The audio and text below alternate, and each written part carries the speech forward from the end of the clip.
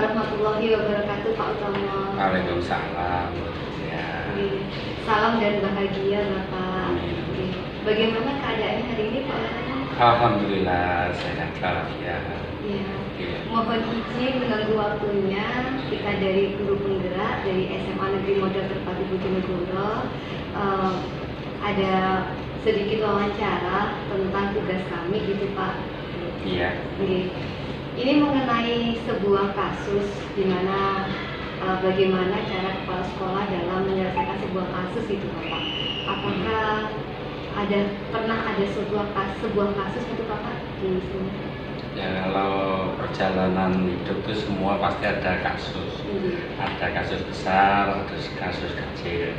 Itu kita kadang tergantung situasinya. Iya.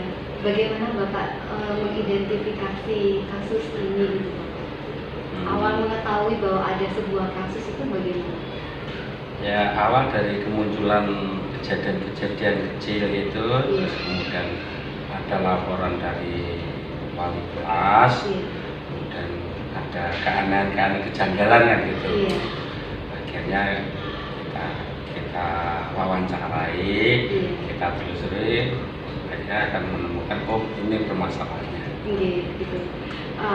Dalam kasus ini, apakah yang pernah Bapak jumpai itu masuk ke dalam kategori dilema etika ataukah bujukan moral? Kalau dilihat dari kasusnya itu dari bukan etikanya. Iya, dari mungkin memang karakter. Dilema etika dari karakter gitu. Baik. Selama ini dari kasus tersebut gitu Bapak yang mungkin bisa diceritakan salah satu kasusnya gitu. Iya, jadi kebetulan itu ada pindahan dari kota yang lumayan besar masuk ke SD saya. Kan kita kan nggak tahu latar belakangnya orang tuanya dan sebagainya. Kalau orang tuanya kita kenal, tapi kalau kehidupan sehari-harinya kita kan nggak tahu, kan di luar kota. Setelah masuk ternyata muncul permasalahan kan begitu. Akhirnya permasalahan itu kita identifikasi, apa kok seperti ini. Akhirnya setelah kita identifikasi, oh berarti anak ini butuh pendampingan. Berarti anak ini termasuk klasifikasi anak berkebutuhan khusus. ABK gitu. Iya, ABK. Nah, setelah itu akhirnya orang tua saya panggil. Saya ajak diskusi, termasuk ada putranya, terus ada guru kelasnya. Di situ saya sampaikan, loh ini kok putra bapak ini kok mungkin ada perbedaan dengan teman-teman yang lain kan gitu. Tapi di satu sisi memang sebenarnya anak itu kurang saya melihat kurang kasih sayang dari orang tua.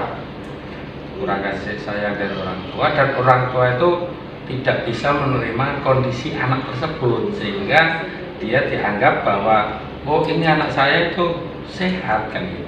Sehingga dimasukkan di sekolah negeri, bukan difokuskan di sesuai dengan kebutuhannya kan begitu. Iya, itu awalnya seperti itu. Iya. Ketika ada pendekatan kepada orang tua dan juga kepada wali kelasnya gitu ya, guru kelasnya, akhirnya orang tua tindakannya seperti apa? Yang mamanya itu tidak terima kalau kita katakan wah ini ABK, itu tidak terima, kurang bisa menerima. Tapi kalau papanya bisa menerima. Akhirnya saya sampaikan begini, kalau ini disekolahkan di SD negeri tentunya harus ada pendampingan kan begitu, karena dari sikapnya itu motoriknya lebih dominan daripada pola pikirnya, sehingga dia bergerak melakukan sesuatu tanpa berpikir itu merugikan orang lain atau tidak kan begitu. Tahunya itu pada saat pelajaran temannya yang di samping itu tasnya di apa ya, dijojoi dengan pulpen itu iya. akhirnya kan mengganggu kan Iya. begitu, sehingga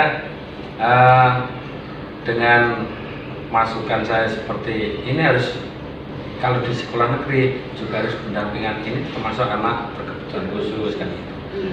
Tentunya ini kan bertentangan dengan anggaran. Oh. Anggaran kan sangat minim. Iya.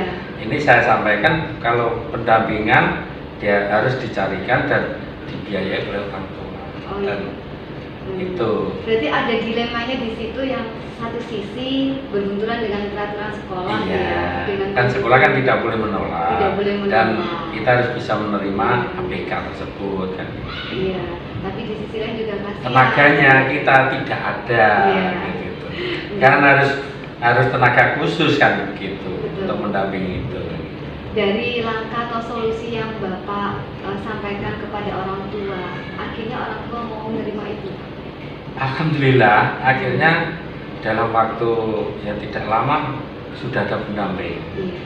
Pendamping itu betul-betul intens, termasuk waktu istirahat selalu diawasi terus. Jadi mulai masuk, kemudian diawasi sampai ke kantin, kemana, didampingi terus. Terus selalu diingatkan. Oh, gitu. Anak itu selalu diingatkan, jangan gitu, nggak boleh seperti ini, nggak Iya. boleh seperti itu. Sehingga ini akhirnya apa? Orang tua juga harus mengikuti kebiasaan di sekolah itu, sudah bisa diterapkan, di rumah juga harus diterapkan. Dan alhamdulillah selama kurang lebih 5 bulan kalau tidak salah, itu membawa hasil. Membawa hasil. Hasilnya anak itu sudah berkurang motoriknya, karena apa? Selalu diingatkan. Iya. Berarti sistemnya saya lihat itu mengingatkan tidak hanya sekali, sering, Iya. sehingga dia akan tersimpan dia. Termasuk akhirnya anak itu yang tidak bisa naik sepeda, itu akhirnya bisa menaik sepeda otomatis, berarti otak kanan kiri kan bisa imbang kan gitu. Betul. Dan bergaul dengan teman itu bisa diterima kan. Iya. Untuk pembiayaan guru inklusinya itu tadi, melekatnya akhirnya solusinya ke orang tua. Ke orang tua ya. Cuma itu hanya berjalan satu semester saja, karena mungkin faktor biaya juga. Iya. Gitu. Iya. Untuk perkembangan kedepannya, akhirnya anak ini sampai bisa lulus dari SD Bapak. Alhamdulillah sampai kelas 6 ikut ujian lulus. Iya. Tapi setelah itu saya pantau di luar, ternyata kembali lagi, karena apa?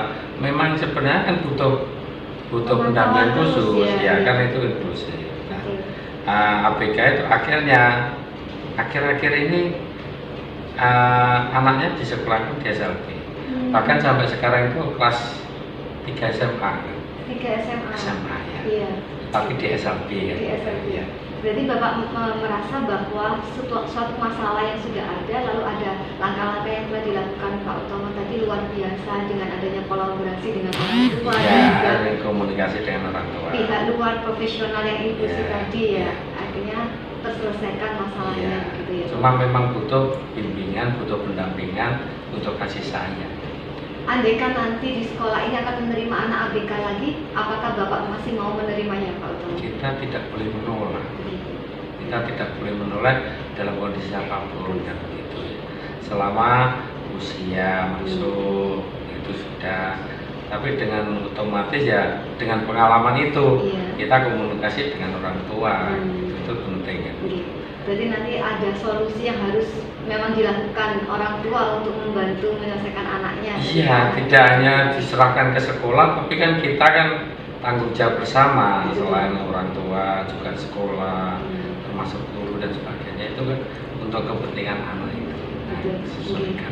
Ya, luar biasa Pak Utomo. Untuk hari ini saya mendapatkan ilmu dari Pak Utomo, cara menangani pengambilan keputusan suatu kasus yang membuat dilema etika terjadi gitu.